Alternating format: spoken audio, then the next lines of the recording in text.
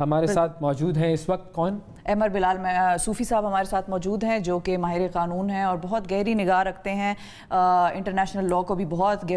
گہرائی سے سمجھتے ہیں۔ احمد بلال صوفی صاحب بہت شکریہ وقت نکالنے کا۔ سب سے پہلے تو ہم یہ چاہیں گے کہ آپ ہمیں یہ بتائیں کہ اب پاکستان کو کیا کرنا چاہیے لیگل فرنٹ پہ، پاکستان کے پاس کیا ایسے آپشنز ہیں جو ہم ایگزاسٹ کر سکتے ہیں؟ بہت شکریہ جی۔ دیکھیے، آپ کے پاس سفارتی اور سیاسی آپشنز تو کافی زیادہ ہیں، ملٹری آپشنز بھی ہیں، لیکن قانونی آپشنز جو ہیں وہ آپ کے پاس سر دست immediately U N security council کا فورم ہے، کیونکہ اقوام متحدہ کی جو سیکیورٹی کاؤنسل ہے وہ اقوام متحدہ کے چارٹر کے نیچے اس کا مینڈیٹ ہے کہ وہ کوئی ایسی صورتحال جس میں انڈینجر ہو رہا ہو انٹرنیشنل پیس اینڈ سیکیورٹی، اس کی براہ راست اس کی کاگنیزنس لے سکتی ہے، اس پہ جورسڈکشن ایکسرسائز کر سکتی ہے۔ تو جو اس وقت اس خطے یا اس خاص جگہ کے حالات ہیں جس میں eyeball to eyeball armed forces ہیں، لائن آف کنٹرول پر شیلنگ بڑھ رہی ہے، 370 کو منسوخ کرنے کی ایفرٹ کے پروسیس میں اپرائزنگ متوقع ہے، یہ وہ تمام چیزیں ہیں جو انڈینجر کرنے جا رہی ہیں دا پیس اور سیکیورٹی آف دس ریجن۔ تو اقوام متحدہ کی سیکیورٹی کاؤنسل جو ہے اس پر اپنا خصوصی اجلاس بھی بلا سکتی ہے اور پاکستان بھی ان کو ریکویسٹ کر سکتا ہے۔ اور اس کے علاوہ پاکستان جو ہے secretary general of United nations ایک سیپریٹ آفس ہے سیکورٹی کاؤنسل سے، عموماً لوگ اس کو کنفیوز کر کے یہ سمجھتے ہیں دونوں ایک ہی چیزیں ہیں، لیکن سیکرٹری جنرل کے آفس کا مینڈیٹ یکسر مختلف ہے، تو ان کو بھی براہ راست اپروچ کیا جا سکتا ہے۔ اچھا، مجھے یہ بتائیے گا سر کہ بھارت نے 1948 میں 49 میں اقوام متحدہ میں ہونے والی جو ریزولوشن تھی اس کی خلاف ورزی کی ہے، یہ بات سب کو پتہ ہے، اور اس کے بعد بھی ہر مرتبہ اسی طریقے سے ہم دیکھتے ہیں کہ یونائٹڈ نیشنز کی طرف سے کوئی بھی اگر قرارداد ہوتی ہے تو بھارت اس میں کبھی بھی ہمیں نظر نہیں آتا کہ وہ دلچسپی لے کسی بھی طرح کی۔ تو اب اگر ہم یونائٹڈ نیشنز کے پاس جائیں گے تو ہم ایسا کیا کر لیں گے جو کہ پچھلی دفعہ سے مختلف ہوگا؟ اور دوسرا یہ کہ جو یونائٹڈ نیشنز ہیں وہ میکسیمم کیا کر سکتا ہے اگر وہ اس پر ایکشن لے بھی؟ کیا وہ کوئی صرف اعلامیہ جاری کرے گا، کوئی آرڈر جاری کرے گا، یا یو این سیکیورٹی فورسز کو وہاں بھیج دے گا، آبزرورز کو بھیج دے گا؟ مطلب وہ میکسیمم کیا کر سکتا ہے؟ جی، ظاہر ہے آپ کو یاد ہوگا 50 کی ایک ریزولوشن ہے جس میں انہوں نے ڈیکلریشن بھی دی تھی کہ اس نوعیت کا اقدام جو کانسٹیٹیوئنٹ اسمبلی میں انسٹرومنٹ آف ایکسیشن کی ریٹیفیکیشن کا، اس کو انہوں نے ٹیکنیکلی کالعدم قرار دیا تھا بین الاقوامی قانون کے نیچے۔ لیکن چلیے، آپ کو وہ ڈیکلریشن آج دیں گے یا نہیں دیں گے، یہ تو ایک سوال ہے جس کے پیچھے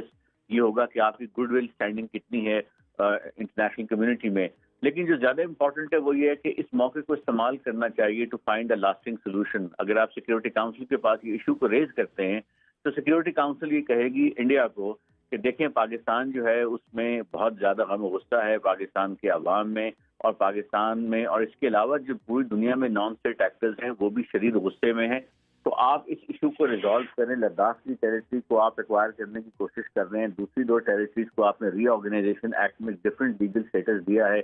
تو اس ایشو کو بیٹھ کر ریزالو کر لیں تاکہ یہ as a whole, as a composite whole solution کے طور پہ نظر آئے۔ تو اگر اس جانب کے معاملہ جاتا ہے تو میرا خیال ہے یہ ایک پازیٹیو چیز ہوگی جس میں کشمیریوں کو بھی بٹھا کر، تو کیونکہ اس وقت شدید اپوزیشن انڈیا کے اندر بھی اس پہ ہو گئی ہے شروع، اور ڈیوائڈڈ اوپینین ہو گیا ہے، انٹیلیجنسیا کا بھی، اخباروں کا بھی، میڈیا کا بھی، اور وہاں کی اپنی لوک سبھا وغیرہ میں جو کانٹری ویو آ رہا ہے وہ بہت اسٹرانگ ہے اور وہ بہت اوور ویلمنگ ہے، وہ قانونی ہے، اور یہ چیز بار بار کہی جا رہی ہے کہ انڈیا کے آئین کی وائلیشن ہوئی ہے۔ تو یہ چیز طے ہے کہ اگر کوئی اس کو چیلنج کرتا ہے تو آپ حتمی طور پہ نہیں کہہ سکتے کہ وہ چیلنج کامیاب نہیں ہوگا انڈیا کے اندر بھی،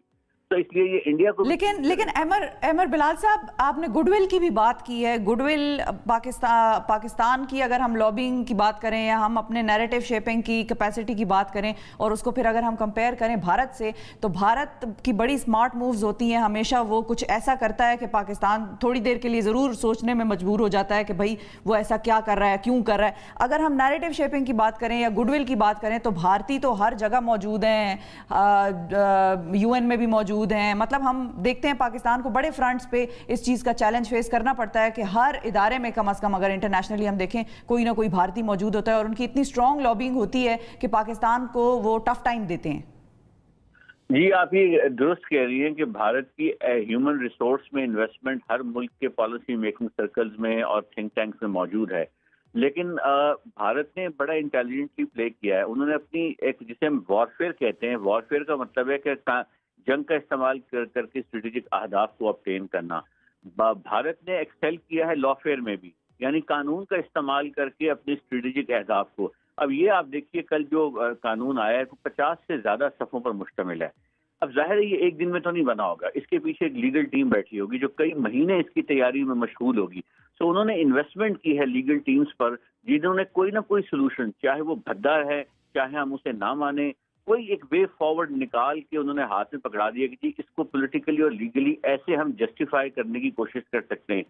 یہی چیز ہوتی ہے, یہی وہ انویسٹمنٹ ہے جو پاکستان کی جانب سے انسٹیٹیوشنلی بہت کم ہوئی ہے. اور یہی میں بار بار یہ کہتا رہا ہوں کہ ہمیں اپنے نوجوان وکلا کو ٹرین کرنا چاہیے انٹرنیشنل پالیسی میکنگ ایشوز کے اوپر, خاص طور پہ ان معاملات کے اوپر. ٹھیک ہے. اچھا سر, مجھے یہ بھی بتائیے گا احمد بلال صاحب کہ اقوام متحدہ کے چارٹر پہ پاکستان اور بھارت دونوں نے دستخط کیے ہوئے ہیں, دونوں ہی اس کا حصہ ہیں, دونوں کو ہی اس کی قراردادوں کو ماننا ہوتا ہے اور ماننا چاہیے بھی. تو مجھے یہ بتائیے کہ کس کس حوالے سے بھارت نے انٹرنیشنل قوانین کی خلاف ورزی کی ہے اس معاملے میں؟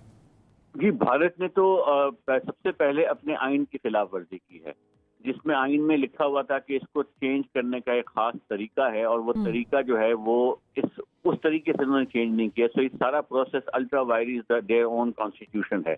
دوسری وائلیشن بھارت نے جو کی ہے وہ بائیلیٹرل ٹریٹیز کی ہے جو انڈیا اور پاکستان کے درمیان ہے, جس میں سملا ایگریمنٹ اور لاہور ڈکلیریشن ہے, جس میں یہ ہے کہ بائیلیٹرلزم پہ ہوگا اور یونیلیٹرلی کوئی چیز تبدیل نہیں کی جائے گی. تو بھارت نے اس کی آؤٹ رائٹ وائلیشن کی ہے. تیسری وائلیشن بھارت نے اقوام متحدہ کے چارٹر کی روح کی ہے اور سیلف ڈٹرمینیشن کے پرنسپل کی ہے. چوتھی وائلیشن بھارت نے جو کی ہے وہ اس قانون کی ہے جو کشمیر کی ڈسپوزیشن کی بابت 17 ریزولوشنز میں 1940s اور ارلی 50s میں لکھا جا چکا ہے. تو بھارت کی وائلیشن تو ازہر من شمس ہیں, اور اسی لیے میرا یہ خیال ہے کہ باوجود ان کی لابی کے جو اس وقت آپ کے ایڈورسری نے اپنا کیس بنایا ہے اس میں اس قدر قانونی جھول ہے اور اتنے قانونی ہولز ہیں اور اتنا وہ پورلی بلڈ اپ کیس ہے کہ اس پر پاکستان اگر اپنا نیریٹو بلڈ کرے تو صرف قانون کی بنیاد پر اس نیریٹو کو پذیرائی مل سکتی ہے. اچھا, کیا بھارت کے اس اقدام پر Pakistan international court of justice میں جا سکتا ہے, وہاں سے کوئی مدد مل سکتی ہے ہمیں؟ میں اس کے بارے میں ابھی حتمی رائے نہیں دے سکتا کیونکہ کچھ ڈاکومنٹس آ رہے ہیں. جس طرح آپ نے دیکھا کل صبح ایک ڈاکومنٹ ریلیز ہوا, ویب پر آیا, جو نوٹیفیکیشن تھا پریزیڈنٹ کا, پھر لوگ اس کا جلدی میں تجزیہ کرنا شروع ہو گئے. پھر شام کو جو تھا ری آرگنائز ایکٹ آیا, اس کا ایک تجزیہ قبل از وقت شروع ہو گیا. تو تھوڑا سا اس کو ذرا جو سارے ڈاکومنٹیشن ہے, سارا لیگل ٹریل جو فالو کیا گیا ہے, بیکاز یہ بڑی کمپلیکس کانسٹیٹیوشن ٹیپسٹری ہے انڈین کانسٹیٹیوشن کی, تو یہ جب سامنے آ جائے تو اس کے بعد میرا خیال ہے اس کا جائزہ لینے کے بعد حتمی رائے دی جا سکتی ہے. ٹھیک. اور صرف آخری چیز مختصراً یہ بتائیے گا کہ پہلے جو کشمیر کو ایک اسپیشل اسٹیٹس حاصل تھا, اب وہ اسپیشل اسٹیٹس حاصل نہیں ہے, اب یوں کہیے کہ اب وہ کانسٹیٹیوشنلی بھارت کے ہی قانون کے انڈر آتا ہے, تو کیا انٹرنیشنل کمیونٹی اس سلسلے میں کچھ کر سکتی ہے؟ پہلے اسٹیٹس کچھ اور تھا کشمیر کا, اب اسٹیٹس کچھ اور ہے, تو انٹرنیشنل کمیونٹی کا جو پریشر ہے یا جو قوانین کا اطلاق ہے وہ اب بھی ویسے ہی ہوگا؟ جی, انٹرنیشنل لا کے لینس کے حوالے سے قوانین کا اطلاق وہی ہوگا جو بین الاقوامی قانون کہتا ہے. یعنی جو ڈومیسٹک لا کی کوئی بھی چینجز ہیں اس کو ڈس ریگارڈ کیا جاتا ہے for the purposes of assessing کہ آپ کی انٹرنیشنل لا کے نیچے آبلیگیشن کیا ہے. اگر آبلیگیشن یہ ہے جو آپ نے بائیلیٹرلی لی ہے, اقوام متحدہ کے UN کے فریم ورک میں لی ہے, تو اس صورت میں یہ جو ہے یہ پریویل کرے گی. اور ڈومیسٹک لا کی چینجز چاہے وہ اسٹیچوٹری لا ہو, چاہے وہ پروونس کا, فیڈرل گورنمنٹ کا یا آئین ہو, اس میں تبدیلی جو ہے وہ آپ کی انٹرنیشنل آبلیگیشنز کو ختم نہیں کر سکتی. ٹھیک ہے, بہت بہت شکریہ احمد بلال صوفی صاحب. ناظرین ہمارے ساتھ موجود تھے اور بتا رہے تھے ہمیں کہ پاکستان کے پاس کس قسم کے آپشنز ہیں جو ہم ایگزاسٹ کر سکتے ہیں. بڑی اچھی باتیں انہوں نے کی, اور لیکن انہوں نے ایک جو اہم پوائنٹ یہاں پہ ریز کیا وہ آپ کے سوال کے جواب میں وہ یہ تھا ناظرین کہ انٹرنیشنل لا کا اطلاق ابھی بھی وہاں پر ویسے کا ویسا ہی ہوتا ہے. اب صرف یہ ہے کہ وہ جو انٹرنیشنل کمیونٹی ہے جس نے ان لاز کو امپلیمنٹ کروانا ہے وہ بھی مجھے کبھی کبھی لگتا ہے کہ ہمارے یہاں کی طرح ہی کام کر رہی ہوتی ہے کہ جہاں پر لاز بن جاتے ہیں اور امپلیمنٹ نہیں ہوتے.